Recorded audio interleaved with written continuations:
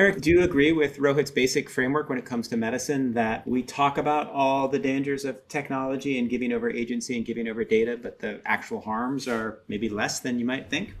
Yeah, I don't think we know really yet. There's several studies now comparing AI versus AI with doctors for performance, various types of performance. And the AI did better than the doctors with AI.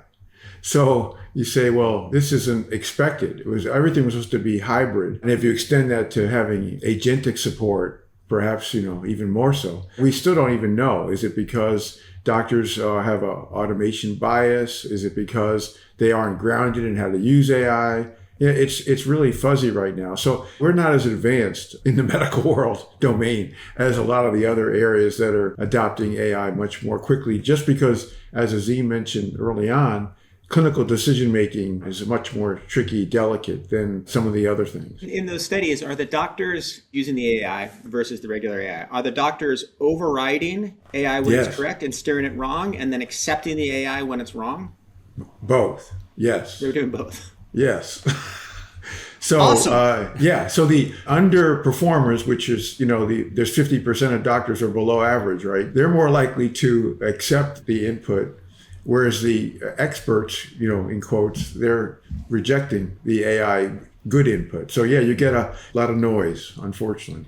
That's super interesting. Azim, that kind of goes against something that I've heard you speak about and talk about, which is that, humans using AI well should be much stronger than AI on itself or humans without AI. Yeah, I mean, that comes from my strange belief that somehow we can still inject something into this process. What Eric described is a phenomenon we've seen in other studies in knowledge work and professional work where people below average improve, but people at the top somehow get worse because they turn down the suggestions from AI.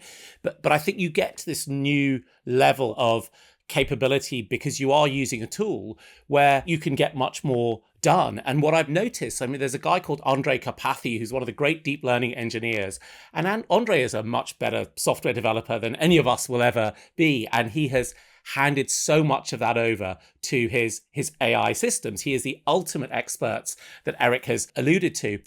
And his response is he's getting more done. He's pushing the limits much, much more. And I just wonder if we have a U-shaped curve here, where if you're below average, you get improvement. If you're kind of pretty good, top quartile, you might overthink. And if you're really exceptional, you're able to master this difficult machine. Let me jump in here for a minute. I'm going to be the philosopher for a moment and say, what is it that we are measuring? It's easier in Eric's area. Did you get the diagnosis right or wrong? Is the patient better off in terms of health and treatment, or are they worse off? In a lot of other areas, when we're trying to measure output and say people at the top are doing worse or people in the middle are doing better, I'll take it from the educational perspective. If you measure, is the essay that the person turned in better or worse? The essay may be better with either pure AI or AI plus human. Is the learning outcome better? The answer is almost always no, right? So the human is worse off, but the essay is better.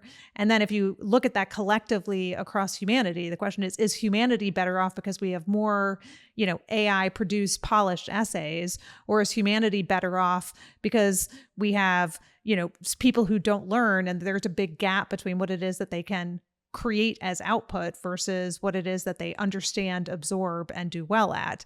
And I think the problem in a lot of looking at all these studies of offloading and trying to figure out who's doing better at the top, at the bottom, in the middle, is there a U-shaped curve, is because we're not measuring apples to apples across this. And we're oftentimes, I think, not asking the right questions for the right context to say, what is the impact of the offloading? So the societal solution then, Nita, should be that in things that are super consequential, like a medical decision, right? Should we do surgery? Should we not do surgery?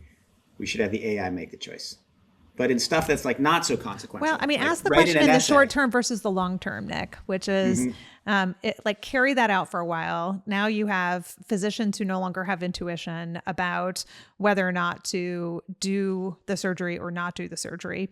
You have people who no longer can interrogate code because they don't actually understand it. They're doing vibe coding and they're pulling the, AI slot machine for different output rather than actually being able to critically evaluate it.